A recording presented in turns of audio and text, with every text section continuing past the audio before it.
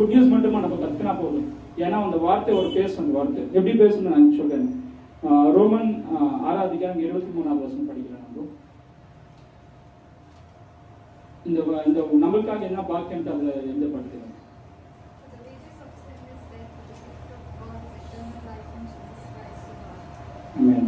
தமிழ படிக்கணும். பாவத்தின் சம்பளம் மரணம், தேவனுடைய கிருபை வரமும் நம்முடைய கர்த்தராகிய இயேசு கிறிஸ்துவினால் உண்டான நித்திய ஜீவன். ஆமென். நித்திய ஜீவன். ஏன்னா உலகத்துல எல்லாருக்கும் தெரியும், ஐயோ செத்தவன்னு என்ன சொல்லுவாங்கன்னா எல்லாரும் ஐயோ போயிட்டானேன்னு சொல்லுவாங்க. எங்க போயிட்டான்னு யாருக்கும் தெரியாது.